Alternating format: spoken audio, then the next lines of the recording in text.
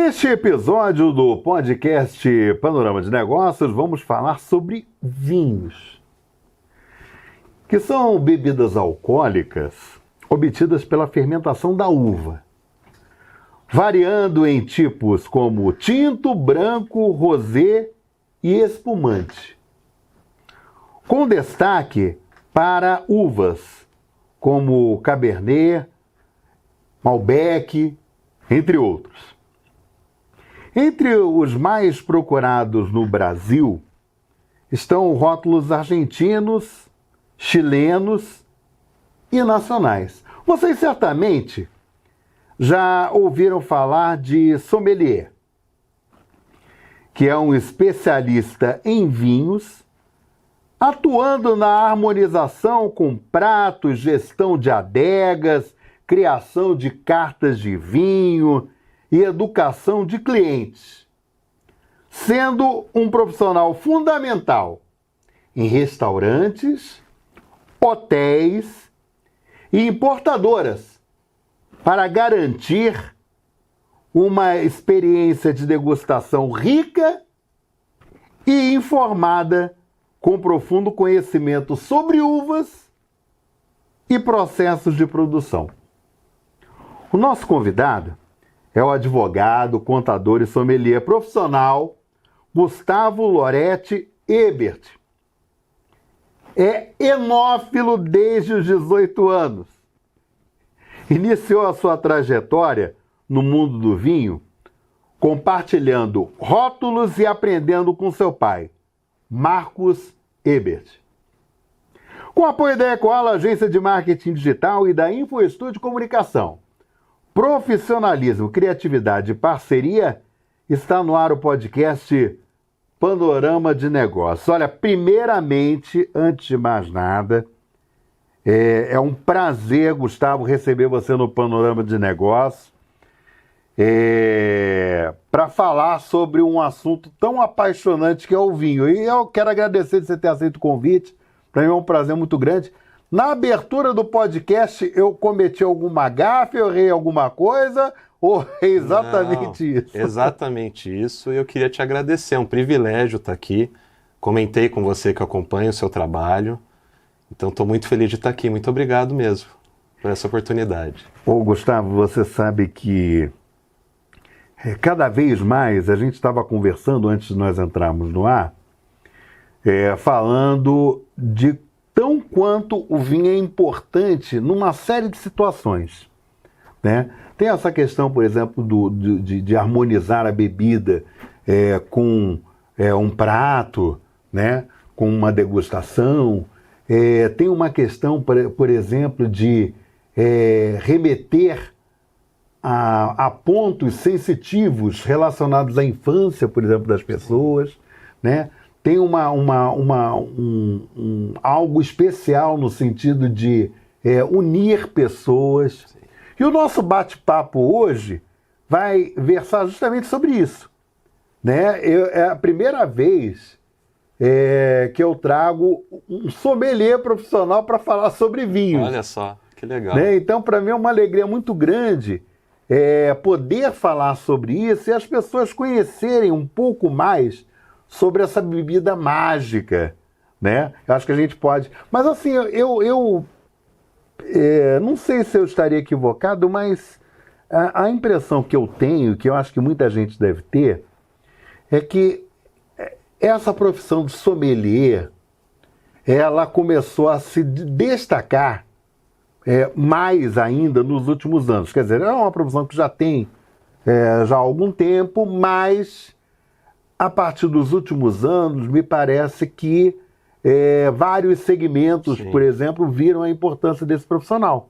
Né? Bares, hotéis, importadores de vinhos. Sim. Né? Eu queria que você desse, assim, em linhas gerais, né? Você teve a formação na Associação Brasileira de Sommeliers, SP, seccional Campinas. E o Gustavo, inclusive, gente, lançou recentemente um livro, a gente vai falar também sobre ele durante o Panorama de Negócios, que é uma história sobre vinhos, né? Uma experiência bem bacana, já está inclusive caminhando para para uma segunda publicação, mas isso a gente vai conversar ao longo do podcast.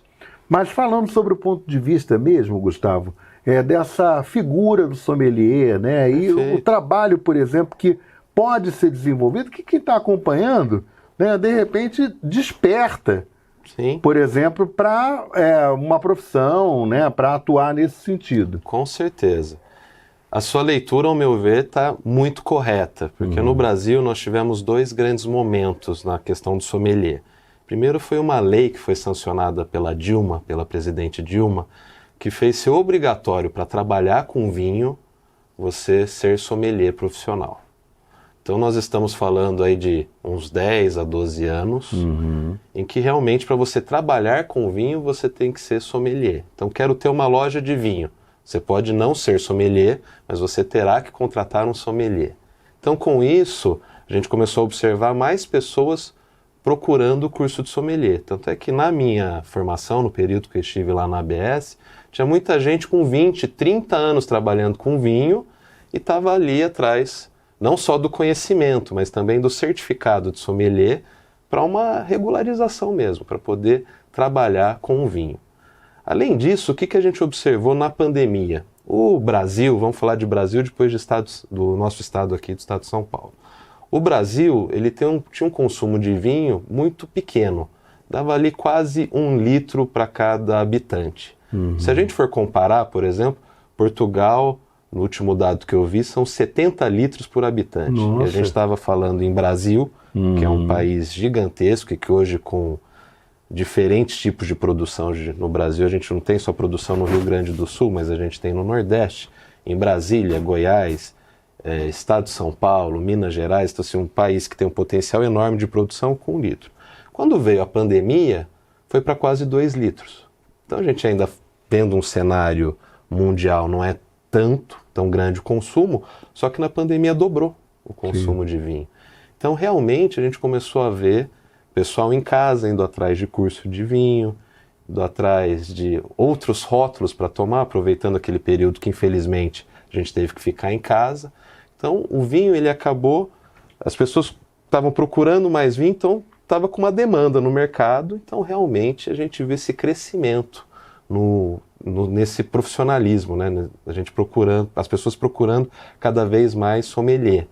Eu acho que nesse momento, Milton, seria interessante eu te apresentar 3 conceitos, porque muitas vezes o pessoal se confunde, né? Você citou enófilo.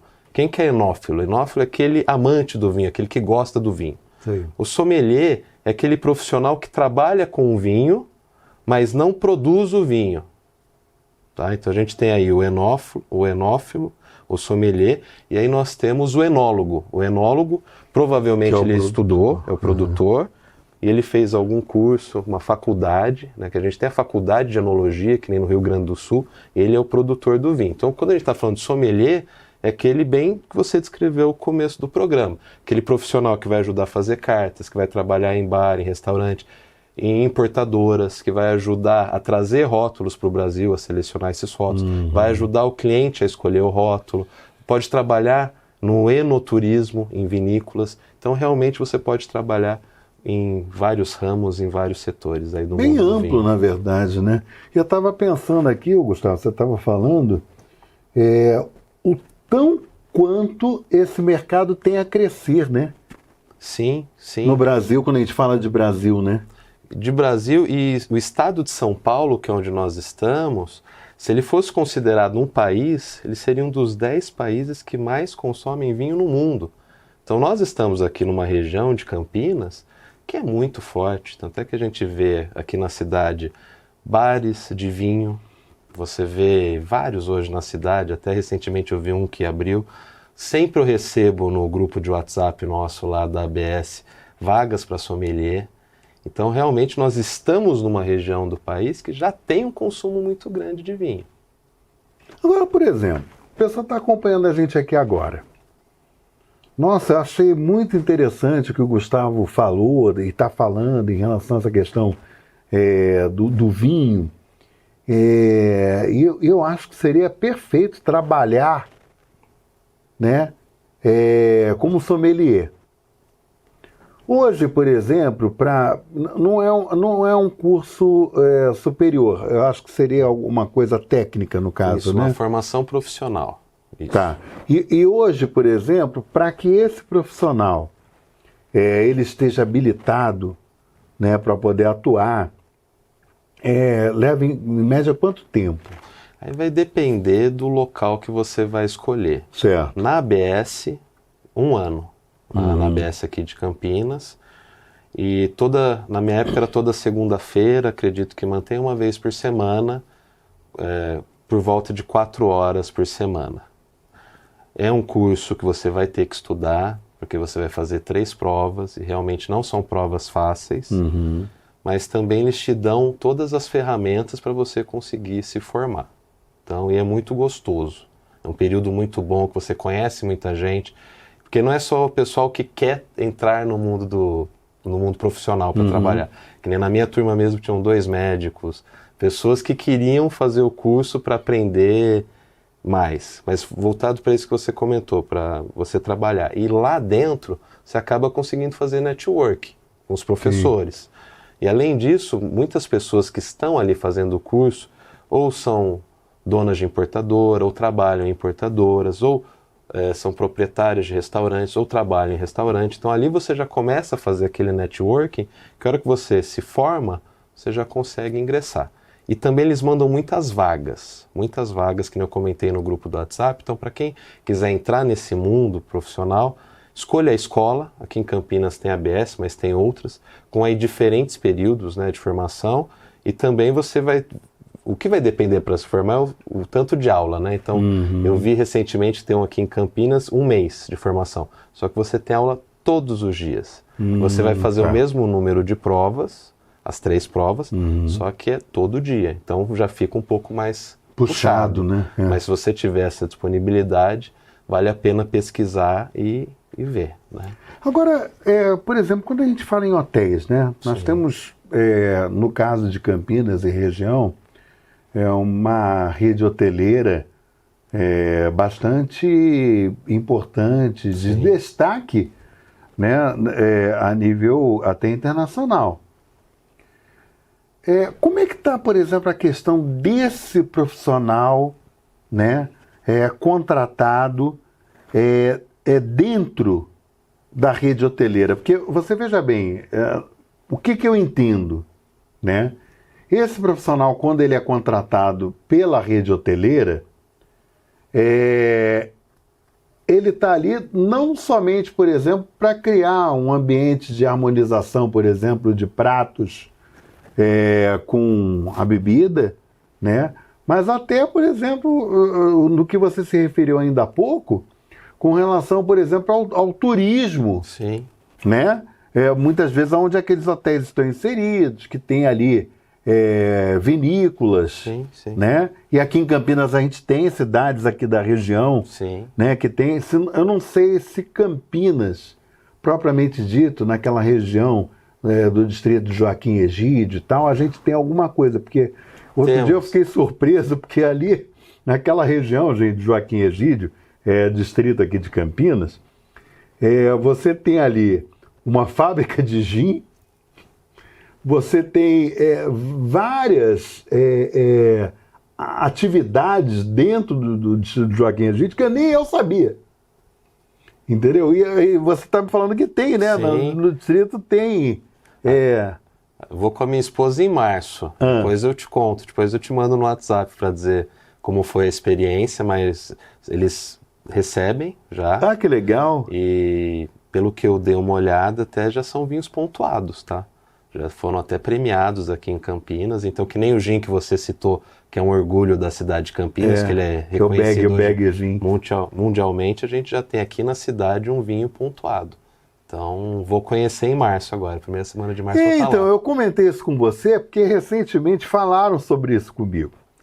E aí me chamou muito a atenção, porque eu falei assim, nossa, gente, uma vinícola dentro de Campinas? Sim. Porque a ideia que as pessoas têm é sempre sul, né? Sim, Rio Grande do Sul e tal, entendeu? As pessoas não imaginam, por exemplo, que Campinas, né, uma cidade extremamente importante no estado de São Paulo, né, teria esse viés também do vinho, mas nós temos lá em Joaquim Egídio. Mas aí voltando à questão, por exemplo, da contratação desse profissional, por exemplo, na rede hoteleira, eu falei sobre a questão da harmonização do prato, né, com vinho, de repente esse turismo mesmo do vinho, né, que existe a possibilidade. E eu acho também que esse profissional, muitas vezes, ele é importante sobre o ponto de vista, por exemplo, de compras de vinhos, por exemplo, para aquela rede hoteleira. Sim, com certeza. Pegando isso daí de uma forma geral e falando sobre a questão da harmonização, as pessoas querem entender, quem está acompanhando agora, como é que é feita, por exemplo, essa harmonização do vinho, da degustação do vinho com um prato. Né? Eu, recentemente, gente, no final de 2025, eu participei de um evento do IBF Mulher, que é um dos comitês do IBF Campinas, interior paulista, que teve essa oportunidade. Né? Várias pessoas participaram e um sommelier participou desse evento falando sobre o vinho, aquele vinho específico, e sobre a harmonização dele com determinados pratos. Aí eu queria que você falasse, porque as pessoas ficaram curiosas, estão curiosas certamente em relação a isso. Com certeza. Eu vou primeiro pro hotel, daí depois vou para a parte de harmonização. O sommelier, ele tem que ter o bom senso. E aqui eu queria te dar 2 exemplos, um pouco mais antigo e um que aconteceu esse último final de semana comigo. Fui eu, meu pai, aliás, mandar um abraço para ele aqui, para minha mãe, para o Marcos e para a Denise, e para a Cíntia, né, que é minha esposa. Nós fomos para um restaurante lá em São Paulo, restaurante grego. E, Milton, uma das melhores coisas da vida é um vinho branco grego. Bom. É mesmo, é? É muito gostoso, assim, se um dia você tiver oportunidade, aproveite, desfrute. Bom saber. Você merece, tá? E é algo totalmente diferente pelo modo de produção deles e tal. É algo bem interessante. E nós fomos num restaurante grego lá em São Paulo. Eu vou aproveitar para tomar um vinho branco grego, pedir ajuda do sommelier e fazer uma harmonização. Isso tem muitos anos, tá? Não era sommelier ainda. A hora que eu olhei a carta de vinho, não tinha um vinho grego. Eu perguntei para o sommelier. Falei, mas vocês são um restaurante grego e vocês não têm vinho grego? Ele comentou, não temos porque a importadora que nós trabalhamos não tem vinhos gregos. É quase que eu falei para ele, então muda de importadora. Eu diria a mesma coisa. Você tem um restaurante grego. E recentemente, agora nós fomos para Franca. Franca tem uma vinícola muito conhecida. E não tive tempo de visitá-la porque eu fui, não para isso, fui para visitar um amigo meu da época de Direito da PUC São Paulo, conhecer o filhinho deles, o Bento, tá com 6 meses, fui visitar o Eduardo e a Gabi, mas fomos tomar um café no domingo, aí eu vi 2 garrafas de vinho lá. Aí eu virei e falei assim, bom, com certeza, era um lugar bem bacana do café, deve ser o vinho da vinícola aqui da cidade, que é um orgulho para eles, tanto é que no hotel que eu estava, não tinha sommelier nem nada, mas você via ali propagandas da vinícola, você via na geladeira o vinho rosé, o espumante da vinícola. Falei, bom, então vou aproveitar e vou comprar uma garrafa para quando eu tiver a oportunidade de conhecer esse vinho da cidade de Franca, lá em Campinas. A hora que eu perguntei, falou, não, é de uma vinícola aqui do Brasil, mas do Rio Grande do Sul. Nossa! Aí eu olhei para funcionária, comentei, mas gente, não é da vinícola aqui. E daí ela citou o nome da vinícola. Tem essa vinícola aqui sim, mas não é lá do Rio Grande do Sul. Então por que eu estou comentando isso? Sommelier, ele tem que ter bom senso. Imagina, me contratam para trabalhar num restaurante lá em Espírito Santo do Pinhal, ou em alguma dessas cidades. Óbvio, você tem que ter vinhos para todos os gostos. Então, você mesmo comentou, o brasileiro gosta muito do Malbec argentino, Cabernet Sauvignon e Carmené chilenos. No vinho uruguaio, você vai ter que ter um Taná do pessoal aqui perto, você vai ter que ter um vinho francês, você vai ter que ter um vinho italiano. Agora, se você está numa região que tem as vinícolas, selecione bons rótulos dessa vinícola, converse com o pessoal que vai da cozinha, né? Eu vou falar assim, vamos tentar harmonizar, vamos criar um prato aqui para você valorizar a região. Então o sommelier ele tem que ter esse bom senso quando ele vai comprar vinhos para um hotel, Então ele tem que ter para todos os gostos, mas também valorize aquela região. Também estude as vinícolas que ficam ali perto. Para se alguém te fizer uma pergunta, você possa responder. Aproveite esse espaço do hotel para você também criar eventos de degustação de vinho, para você falar sobre esse assunto com os hóspedes e, além disso, você também às vezes trazer o enólogo da vinícola um dia ou outro, que ele vai ficar feliz de estar ali conhecendo pessoas, falando do produto deles, né? Então, assim, você como sommelier, você tem que ter esse bom senso, né? Eu acho que é um trabalho interessante também, Gustavo,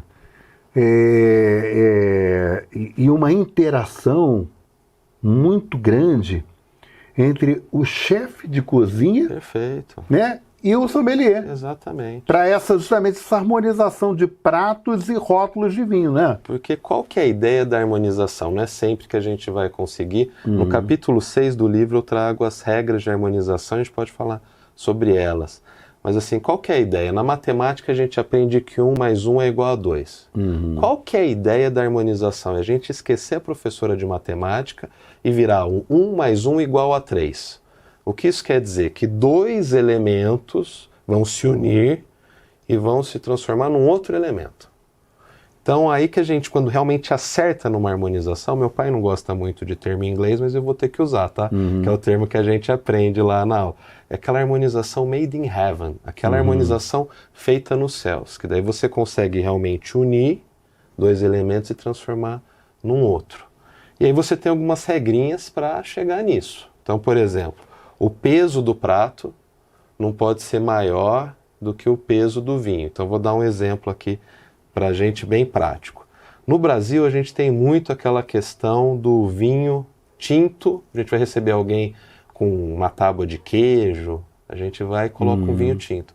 Só que o queijo, muitos deles, né? A gente vai aqui para uma regra geral, eles não têm aquele peso grande, né? Então, pensa no espumante. Espumante é o coringa da harmonização. Você vai receber alguém em casa, quer harmonizar, mas não sabe direito, coloca um espumante. Espumante é o coringa da harmonização. Agora, um queijo branco.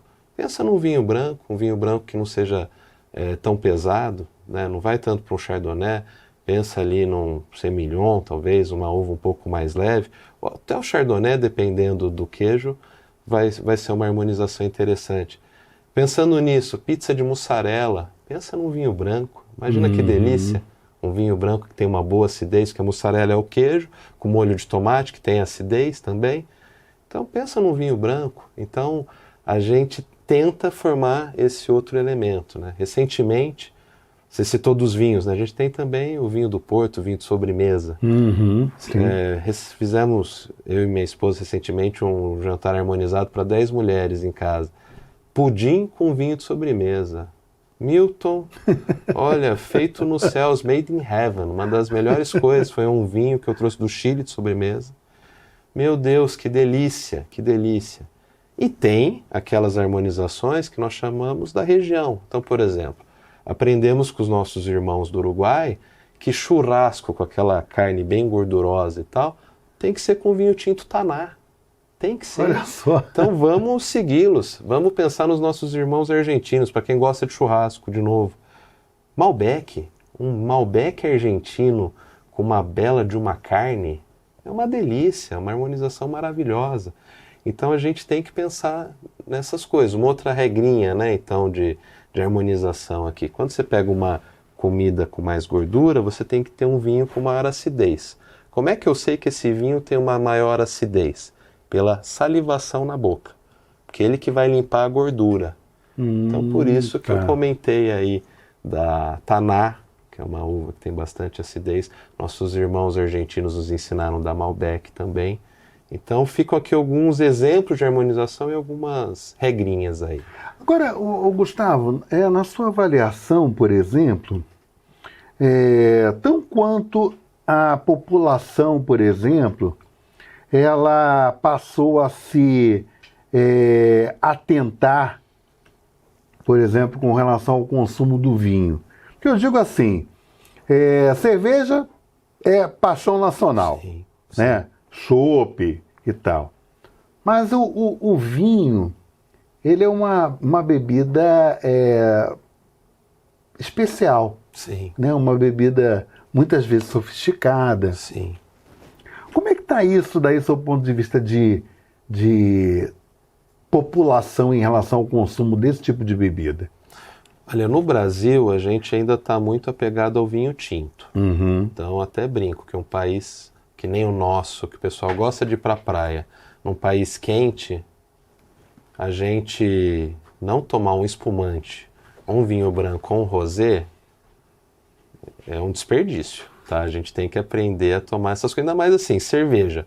Se a gente for pensar no vinho mais parecido com a cerveja, é o espumante. Sim. E muitas vezes eu recebo gente em casa que só toma o vinho tinto. Não, só quero vinho tinto, só quero vinho tinto. Então acho que o brasileiro ele precisa querer conhecer os outros tipos de vinho. Até o próprio vinho de sobremesa que eu comentei com você que fica muito bom. Agora, o que a gente tem que ver, e que infelizmente pega no vinho, é que realmente ele tem um valor mais alto, que nem você comentou da cerveja. Sim, sim. Você vai poder tomar várias cervejas, às vezes você pode degustar essa cerveja ou não, e você vai gastar menos. Então quando você vai para um vinho, você tem que perceber que você não vai poder tomar ele rápido, você vai ter que degustar. E o que é degustar? É beber com atenção e com tempo. Então você vai gastar um pouco mais, só que também você tem que fazer essa experiência durar mais e você vai ter que escolher aquele rótulo da melhor forma possível para você ter uma experiência inesquecível. Agora, Gustavo, a sensação que eu tenho, muitas vezes, é de pessoas, por exemplo, que gostam de vinho, mas não conhecem, por exemplo, a degustação correta desse tipo de bebida. Então, por exemplo, muitas vezes as pessoas preferem um vinho doce. Eu já vi uma situação, eu conto o milagre, mas não conto o nome do santo. A pessoa pegou um vinho, o vinho era seco, a pessoa colocou açúcar. Meu Deus. Acabou com o vinho. Mas existe, por exemplo, isso mesmo, no paladar brasileiro, por exemplo, a questão da tendência de consumo de um vinho mais doce? Sim, assim? sim. Tanto é que quando eu comecei no mundo do vinho, eu tive depois do meu pai, né, que foi um grande professor que eu tive, o João Renato, ele comentou que se você toma café com açúcar, pare, porque você nunca vai conseguir avaliar o amargor de um vinho. Uhum. E foi interessante que na ABS, depois, uma das primeiras aulas, falaram a mesma coisa. Que tinha uma candidata sommelier, né, que era uma aluna, e que ela sempre no amargor colocava muito, estava muito amargo, que era não sei o quê, e aí foram descobrir que ela tomava café com muito açúcar. Então, realmente, nós brasileiros gostamos dessa questão do açúcar. E uma curiosidade para você, o vinho ele é feito de vitis vinífera, que é um tipo de uva que o próprio nome traz, que são uvas para vinho. Foi o que você falou da Cabernet Sauvignon no começo do programa. Aqui no Brasil, nós somos o único país no mundo, isso está até em lei, tem uma lei no Brasil que diz o conceito de vinho e permite que seja feito com esse outro tipo de uva que é a vitis americana.